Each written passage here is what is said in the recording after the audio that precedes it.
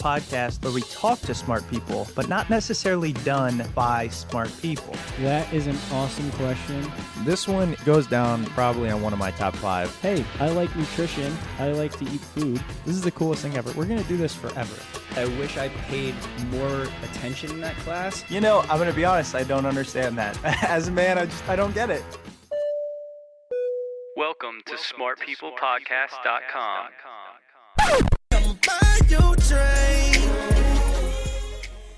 Oh my gosh, that intro was awesome. Welcome to Smart People Podcast. I'm Chris. And I don't even know what to say. I'm John. John's a little upset. I forced him to put that as our intro. And the reason is because we want to highlight our newest campaign. We're trying to make this thing sustainable. If you enjoy listening to the show, if you've listened to the last 80 some odd episodes, head over to smartpeoplepodcast.com/drink and you can buy us a theoretical, metaphorical drink. It's a donation. Anything as small as $1, anything as much as $1 million, we will take if you have that. But we appreciate it. I mean, we just bought a new board. We're looking to do some video stuff, so we want to get a camera. Every cent that we've actually spent, which is well in excess of what we made, has gone back into the show, clearly, to make it better for you. So buy us a drink. John did the hashtag on our Facebook page. Looks pretty cool. It is. I thought about how people could give us money. And I say that in the nicest way possible, but I received an email from somebody in Thailand, and they said, hey, if you're ever over in this area, hit me up. I want to buy you a beer and dinner. And I thought, oh, this is the perfect way to get donations from people. They can buy us drinks. No, it is a great idea. And like I said, you might think that, oh, it's not worth my time for $1 or whatever, but it adds up. I mean, we have thousands and tens of thousands of people that listen. So every little bit helps. That's enough on that. Don't forget, you can still use our Amazon banner, but we're never going to talk about it again because people are telling me they're sick of hearing it. We will talk about it. I don't care about that. Anyways, let's get into this week's episode, what we do best, our bread and butter. We're going to talk about how you're a genius. You're a genius. You might not even know it. And there's science to prove it. And you've heard of similar things, but our guest this week, in his book, The Genius in All of Us, he really does a good job of going through the research. It's written well. He's a great author. His name is David Shenk. The Genius in All of Us is why everything you've been told about genetics, talent, and IQ is wrong. And we get into how to unleash your inner potential, that it's there. Look, you might not be the next Mozart or Beethoven or Michael Jordan or whatever, but everything you do does lead into your life and making yourself better, more productive. And we're going to talk about the science behind it. So you guys can have a little bit of background information on David. He went to Brown University. He's written 6 books, and he's contributed to places such as National Geographic, Slate, New York Times, Harper's, Wired. You name it, he's probably written for it. And his writing style is pretty awesome. I mean, just talking about genius and raising your kids and how you might help them succeed, but not be a helicopter parent, if you will. A lot of cool stuff. Finally, to kick off our Buy You a Drink campaign, we talked to David a little extra behind the scenes after the interview, and we talk about, he wrote a book about being a Deadhead, so a Grateful Dead fan, and another one about kind of information overload that he wrote in 1997 and how it kind of portrays today's current information age. And we have that portion of the interview located on smartpeoplepodcast.com under his blog post. So the David Shenk blog post, go check it out. Extra 5 minutes, pretty interesting. smartpeoplepodcast.com. Thanks for listening. Hope you enjoy David Shenk.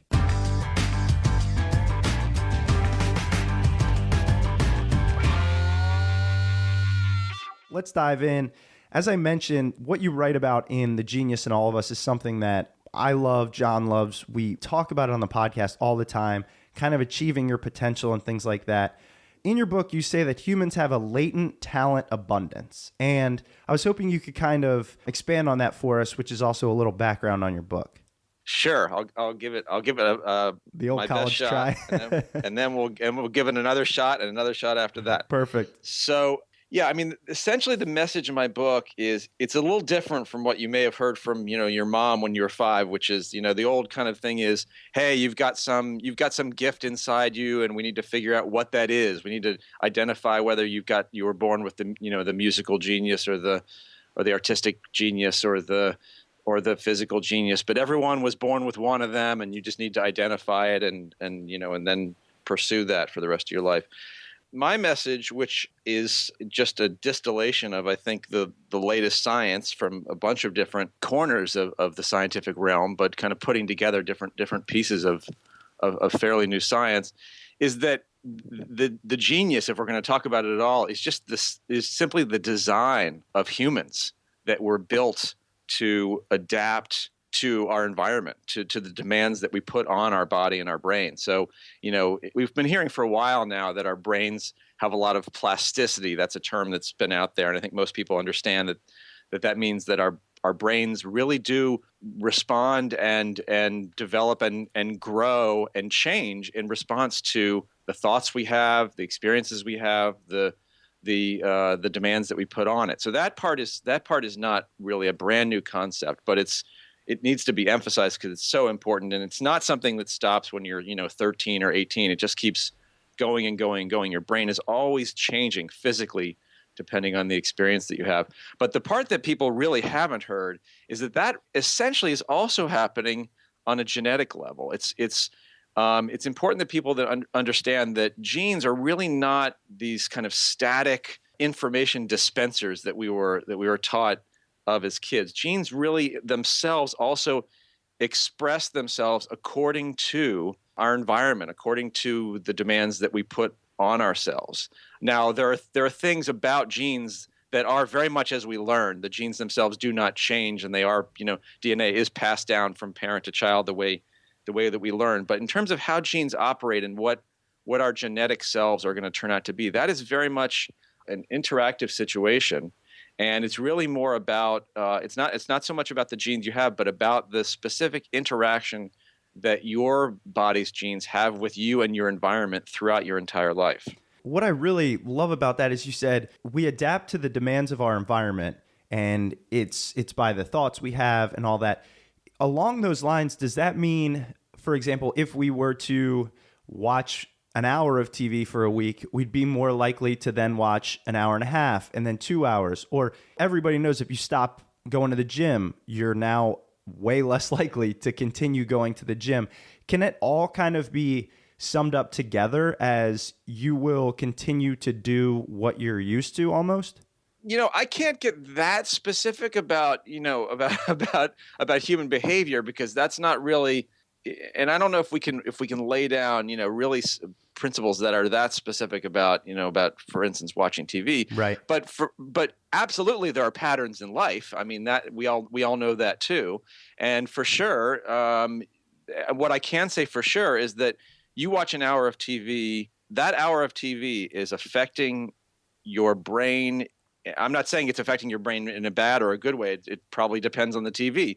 But that experience, that hour, is not a passive thing. Your brain is actually changing according to what you see, the thoughts you have, the emotional experience you have, the air you're breathing in the room, everything that's going on in that hour. That is now a part of you. That's your brain amazing. has adapted just a little bit to that hour, and your life is never going to be quite the same. And in fact, your brain and your whole body is never going to be quite the same. It's always changing and always adapting to whatever time you spent. So, we're used to thinking that, we kind of develop and grow up to a certain age or something, and then we're just kind of who we are. But really, our lives are always changing, and our bodies and our brains are always changing and capable of extraordinary change, even well into adulthood, according to the experiences that we have. You mentioned gene expression, and I kind of want to dive into that a little bit because, as you mentioned, when we grew up, we were taught, you have your genes that are passed down, and if you've got the genes for blue eyes, you get blue eyes. But you're talking about gene expression. What does that mean in terms of looking at that differently? So is it really the environment that affects if we actually receive the blue eyes? Is it that simple, or what Right. do you mean by gene expression? Right. So great question. And this does get tricky. And the only danger here is that people kind of listen to part of this and they kind of close their mind and they assume I'm saying one thing and I'm saying the other. So I'll try to kind of keep this open and I'll ask people listening to keep an open mind as well. Sure. Because I'm certainly not saying that anything can happen to you at any time, and I'm not saying that you can literally become any person with any kind of traits, and that if you're 5'6", you could have been 8 feet tall. I'm not saying that genes don't have a lot of information in them. Your genes are obviously very different or somewhat different from the person standing next to you. Everyone has distinct genes, and they have a very, very sharp influence on everything that you are and do, just in their own right, apart from the whole environmental aspect to it. Having said that, we need to understand genes now in kind of a third dimension, which is that everything that genes do, even though they do have specific information, and their specific information is different from the genes that are, the information that's in the genes of the guy standing next to you. Even though that's true, what's also true is that genes express themselves. Essentially, the way to think about it is they get turned on and off constantly. This starts from the moment you're conceived, and it doesn't end to the moment you take your last breath. And it's that expression, it's that turning on and off, that kind of flipping of switches all over the place in your body that actually turns out to create the traits in your body. So by traits, I mean anything from eye color to how your brain, turns out to be shaped very specifically, to the size of your muscles, to the hormones in your body. All that stuff is really the consequence of gene expression. Now, with the case of very, very simple traits like eye color, obviously at a certain age, your eye color gets fixed, and your eyes don't wildly change colors, That'd be at cool. age 8 or age 80. They become a certain color, and in a very simple trait like that, the information sitting inside the genes, it all but controls that. Although what's interesting is even in that case, even in the case of eye color, and we were taught you've got the recessive and the dominant, and you've got either the genes for brown eyes or blue eyes or whatever it is, and that's just kind of a fait accompli. But actually, the truth is, even in the case of eye color, there is a little bit of gene environment interaction and gene expression, which does play a role. So even in the case of that, you're not actually fated in a 100% kind of clear, specific way to have a certain eye color depending on the genes. You can't look in every single case at kind of the genetic code and go, oh, well, that person is absolutely certainly going to have this exact shade of eye color. Although, of course, it does become fixed, as I said, fairly early on. Now, how was this discovered? Because I find this completely fascinating that we've had similar beliefs for the last 50, 60, 70 years when it comes to genes and what that tells about people. What research was done, and how did we come to figure this out about the gene expression? Well, I mean, the first answer to that is really that we can talk about some very cool experiments that have been done. But the truth is that really the shock here, the reason that maybe a lot of people are hearing this and going, boy, this doesn't sound like anything I've ever heard before. The real shock here is that it's just been very badly communicated. I mean, kind of frankly, that scientists have done just kind of a lousy job of communicating what they know, because the concept of gene expression and the concept of gene environment interaction and all the stuff that I'm talking about is essentially been known for quite a long time. But there's a huge gulf between kind of the way scientists talk about things with one another and kind of their writing in technical journals and how that gets translated and discussed in popular circles. And there's just kind of this unfortunately, very often this giant lag.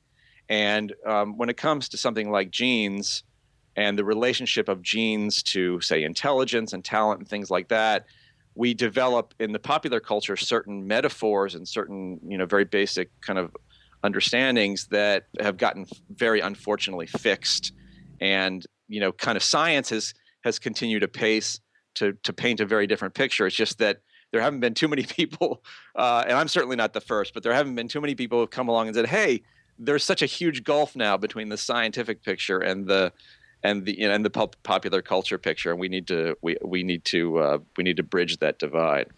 One of the things I want to say, and you have to forgive me for this question because I don't like asking the difficult questions, but the vast majority of us, you say the vast majority of us have not even come close to tapping our unactualized potential.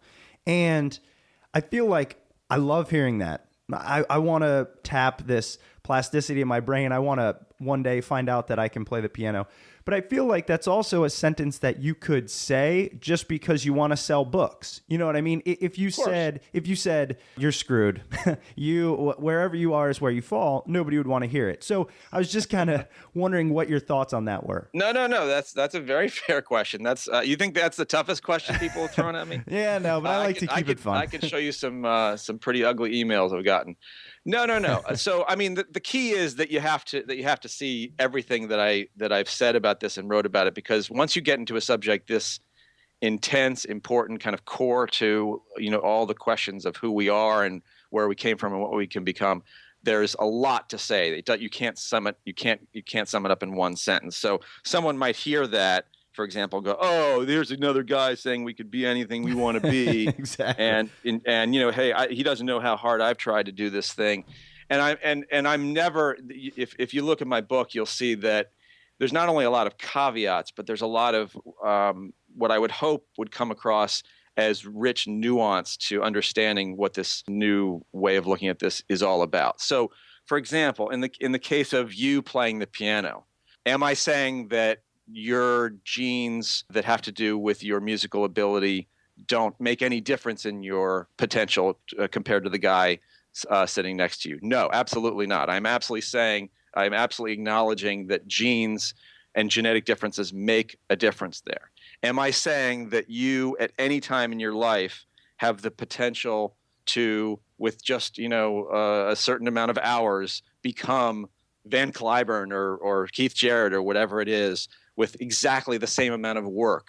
No, I'm absolutely not. People have different levels of potential, but it's also important to realize that the essential difference between the people who become extraordinary in this world at certain things, Keith Jarrett at the piano, Michael Jordan on the basketball court, Tiger Woods, in golf, the essential difference is that these people are not only are finding a way to tap into their potential, and that equation involves an extraordinary amount, not only of work, and obviously, it's a cliche to say, you work hard and it's 99% perspiration and 1% inspiration or whatever it is. Yeah. But it's not just hard work. These people, they're finding the sweet spot. So the sweet spot is a lot of the right resources, the right mindset, the right influences at the right time, and extraordinary teachers. And yes, an extraordinary amount of work, in many cases more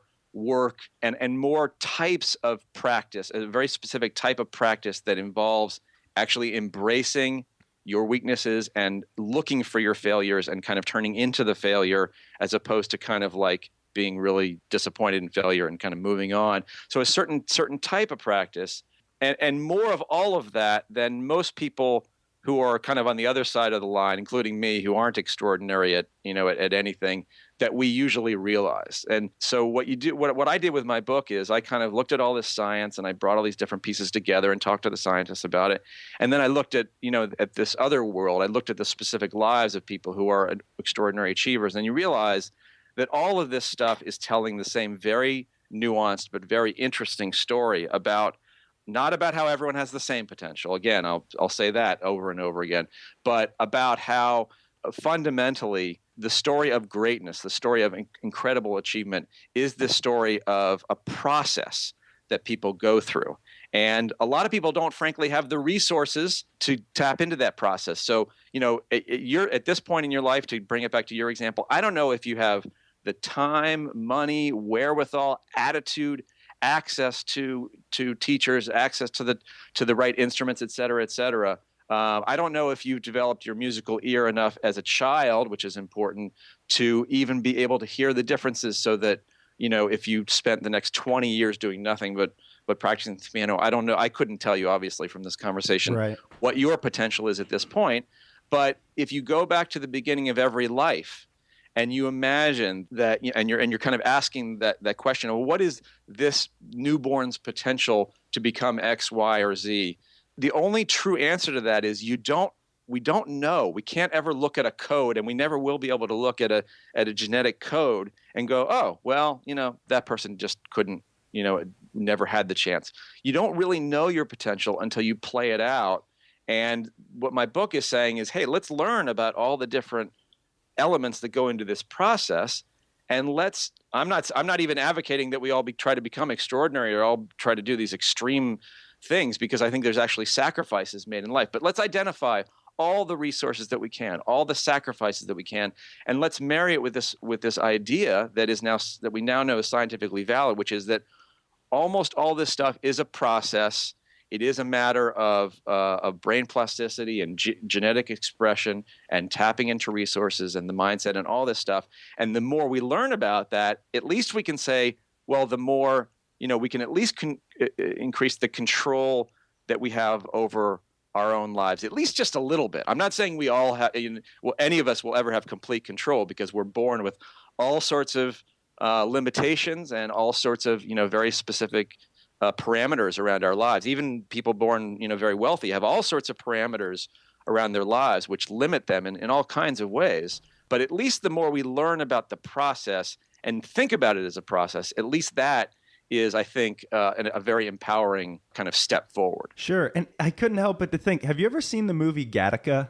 I think I've seen most of Gattaca or part of Gattaca, enough to know. It's one of my favorite movies, and I watched it the other day, and, the premise being that there's these two brothers, and one is supposed to be like handicap almost. If he wants to fly to another planet and all this, and basically they're saying that everything's determined by genes, and he goes out and proves that that's not true. And it's just so, it almost talks about the hard work. He beats his brother in a swimming contest, and he says, "How did you beat me?" And he says, "All these years I never saved any energy for the way back." So he was willing to drown just to beat his brother. And I think that goes to a lot what you're saying is, it has to be this extreme desire to become better. And what you're saying is it's there if you have that for the most part. Well, it's interesting. It's what I'm saying is you don't know until you do it. And okay. The irony there is you never know until you do it forever. I mean, and that's kind of a very dark statement. I recognize that. I'm not, I'm not also, people who read the book know that this isn't just kind of like a Pollyanna, hey, let's pick up this book and tap into a nice attitude, and I'm going to be an amazing painter, a year later. There's just a lot of nuance to this, but some people work very, very hard at becoming really, really great, for a period of their lives, and they hit what feels like a limit to them. And maybe it is a limit. I can't say that it is or isn't a limit. But what I can say, if you look at the people who break through all that stuff, there's a couple things that are very, very common, basically universal in the lives of these people, Mozart and Tiger Woods and Michael Jordan, all these people. And the commonalities are that they never, ever stop pushing themselves. They never hit a ceiling and go, okay, so that's probably where I am. That's about where I can go. They hit a ceiling. These guys hit a ceiling and they go, how am I going to get through that ceiling? Mm-hmm. And they don't say, if I don't get through that ceiling in 5 days of practice or 2 months of practice or whatever, they make it their life's mission to poke through that limitation. In fact, the stories of Michael Jordan are, the cliche would be, you talk to someone on the street about this, about like the differences between Michael Jordan and another NBA player, and they'd be like, well, obviously that's going to go to genes because all these guys work really hard. Well, but then you look at the life of Michael Jordan, and you look at, in fact, read the biography of Michael Jordan, as I did, by David Halberstam, and you realize, no, this guy actually did work harder than all the guys who were at the elite level. And he did that in high school. He did that in college. He did that throughout his career. As far as I know, he's still doing that because that's the kind of key insight here is that these people it becomes a part of their character. They not only never give up, it becomes an obsession with constantly identifying the weaknesses in their own ability, whatever it is, whatever kind of arena they're in, and turning towards that and trying to overcome that weakness. So you got that, amazing story, which everyone knows, about how Tiger Woods, even after he became the number one golfer in the world, said, I need to improve my swing, man. I need to, I need to find a whole new swing and take it to the next level. That's a perfect illustration of what really is kind of sets these guys apart from the rest of us. Now, am I saying that, we all should do that? Am I saying you should drop all your friendships and every other thing you've got in your life and paying attention to your kids and your, whatever career you have, and just try to make your swing better and spend 25 years, making that happen and never, ever, ever, ever give up? No, I'm not saying that. That's a decision you make, for yourself. But what I am saying is you look at the people who have these amazing achievements and you see that that's what happened. And then you kind of take that as a lesson, I think, into your own life and you play it out however way you want to play it. It really does go to show how important of a variable the environment is. And I was listening to your TED Talk, so please correct me if I get this wrong, but you mentioned Albert Einstein, and if you cloned him 10 times and put him in different environments, you wouldn't get the same Albert Einstein. And I found that kind of incredible. Is that summarizing that? That's exactly what I said, and I'm very, very confident in that statement. We have a popular understanding of cloning, which is it's absurd, frankly. It's crazy. It's just we got this idea from it just kind of leached out into the popular culture, I guess, kind of when Dolly the sheep was cloned. And for some reason, we all thought, and now it's like, you see the Attack of the Clones and, all that Star Wars stuff. And we all just have this very powerful feeling, well, if you had the exact genetic makeup of someone, they're basically going to be the same person. And, what we can say about Einstein is if we had his exact genetic makeup and we cloned him, well, we can say he'd be male for sure, unless something really goes wrong. We can say for sure he's going to have all sorts of similar, physical characteristics. But you could never tell me anything even as elemental as what that person's face is going to look like at age 25 or 50. There are just so many things that go into that. Now, is it going to definitely have a resemblance to the original Albert Einstein? No question about that. But the environment that this person grows up in from the moment that they're first conceived. So first we're talking about a lot of switches that get turned on and off constantly in the womb. A lot of this stuff happens really early on. But also it just kind of keeps going on. And the environment that they're in on every level does determine so much that you really couldn't say anything definitively about what 10 different or 100 different or 1,000 different Einstein clones are going to be like. And that, I think, is as shocking as it may sound to some people who are used to the kind of opposite thought. It also speaks to kind of a new concept of human potential and development. I like to assume I represent the common listener to the show. And what I can't help but worry about is people are going to hear this. People like myself, and be like, when I have kids, I'm going to make my wife eat only vegetables. I'm going to put her in a tank with oxygen so the baby, all this stuff. And then as soon as the baby's born, I'm personally putting a baseball in his hand and he will never put it down. He won't go to school and I'll have the next best Bryce Harper, if you will. Yeah. So can you talk about that a little bit? Did your research show anything? I mean, obviously there's some truth to it, but in the same token, your kids might resent you and then do all that stuff. I mean, did you touch on that at all? You just brilliantly answered your own question. So you're right. You're right in saying that if you understand this stuff and you think about it, I think it does make you potentially a more informed parent and a kind of and a parent with some richer potential. But what are the actual when you tease this stuff out a couple of different steps? What are the actual implications of it for parenting? It's a hell of a lot more complicated than saying all I need to do is follow this recipe, because there is no single recipe, and it's just as likely in a lot of cases that the thing you want to do is going to end up backfiring in some very interesting and maybe not so pleasant way. And you actually that's exactly where you went to even before you finished the question. Is I'm going to insist that kid's never going to have the be able to take a baseball bat out of his hand. But how long is it going to take before that kid looks at you and go, okay, something weird's going on with my dad because he won't let me do anything else. And how am I going to respond to that emotionally? And, and then where does that go? Well, I can tell you that in some cases, kids who are really young who are in that situation go, oh, I've got to become a great baseball player to please my daddy, and he won't really love me. Right. Unless I constantly prove myself, and I put all my energy into that. And frankly, a lot of those kids become really, really, really good at the thing that their parent is impressing upon them. But there's an incredible emotional sacrifice, which is that there's a very toxic kind of emotional equation there, and those people end up becoming.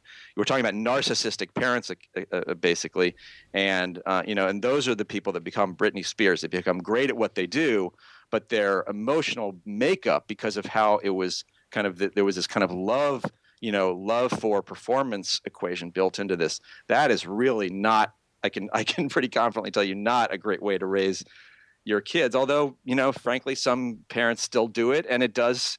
It does produce results. No, but that's as you were saying, it's also so the trick as a parent is, wow, okay, we know that this is more about development than it is about being fated to have certain traits. So you start with that. Mm-hmm. And then you apply that to your own life, you apply that to your own values, you apply that to your own resources and limitations. And you try to, and I'm saying this now as a parent, more as a parent than I am as an author or someone who's read the science, you just simply kind of develop your own parental and human reading of what to do. And then, of course, 3 days after your kids are born, you're kind of you're not in control of it anyway. You realize, okay, so now there's a certain pathway that's going on because my kid already has a certain little personality. I'm responding to that. They've got things that they want to do and they don't want to do, and it becomes so this is a great illustration of how I'm absolutely not saying that a little bit of knowledge about how this is more developmental than it is this kind of static, genetic fait accompli. I'm not saying that means that you can then control all of these variables just because we understand that it's developmental. In fact, recognizing that it's developmental is a recognition, I think, that it's a hell of a lot more complicated and harder to control than thinking about it in kind of the old-fashioned way. Right. No, and that definitely makes sense. And I'm glad because maybe you just saved me from being the, what do they call them, helicopter parents. Well, look at Tiger Woods. I mean. Yeah, that's true, actually. Well, the Tiger Woods is a great example of that. And frankly, if you're a parent or you know parents, you just kind of look around at the lives they have and the lives their kids have. You just see that all this stuff very quickly goes way, way out of the specific control of the parent. And the best thing a parent can do is constantly have a lot of humility and a lot of humanity, and never to let the kind of love become a part of the equation of like, do this for me and I'll love you. Love should always be unconditional and separate from abilities and skills. I think that's really, really important. But having said that, hey, if having high standards is important to you in your life, you should show that to your kid. You should model that in your own life. If responding to failure, if identifying the failures in your career and in your pursuits is important to you, is something that you want to do, not just for yourself, but something that you want your kids to do, show them that. Show that when something goes wrong and you're in something that you're doing, come home and say, Dad had a really hard day today. I've been working on this project for a really long time, and it didn't go well. Yeah. And it's not going well, and I'm really struggling. Show them those struggles, because it's the kids that learn that life is a struggle and that life is overcoming, facing into these challenges and these failures, and having the confidence that over time, with a certain amount of tenacity, that you are going to overcome them. Those are the lessons that really become the kind of hard-won and powerful lessons that will be with these kids throughout their own life. This needs to be in your next book. Yeah, I know. I think I see what's coming up. It's actually in the first book too. You'll see if you look. I think I do get a little bit of that in there. Obviously, this is ultimately a huge subject, and you can't cover it all in one book. But yeah, but I think that there's I do get into that a little bit. That's great. And David, I really, really appreciate your time. This was awesome. I can't wait to hear you at TEDx Rock Creek Park. I did want to, we mentioned your books, and The Genius in All of Us is fantastic. The subtitle, Why Everything You've Been Told About Genetics, Talent, and IQ is Wrong, is very enticing. So It's a little provocative, isn't it? it is, but it's great. And it's the kind of stuff we love, and I know our listeners love, and we'll check it out. I know you have your regular website, davidshenk.com. I was wondering if there's anywhere else. Do you have a blog that people can kind of get updates, or do you tweet or anything like that?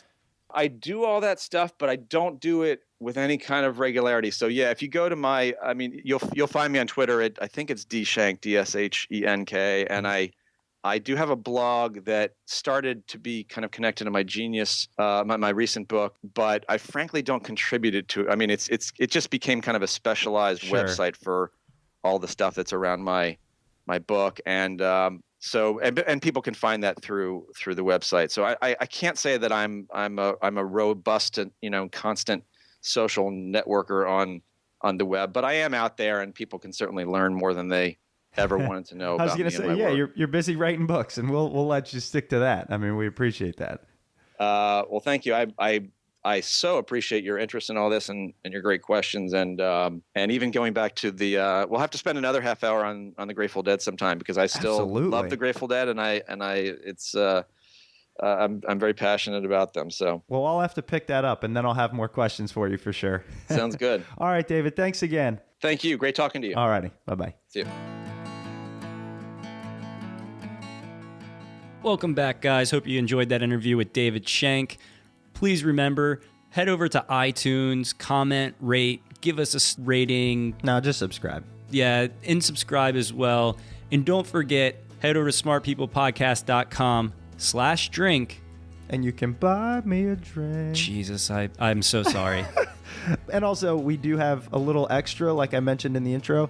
Go to smartpeoplepodcast.com. And under David Shenk's blog, there's 5 minutes of extra listening. It's really interesting stuff. Hope you guys enjoy. See us next week, same time, same place in your ears.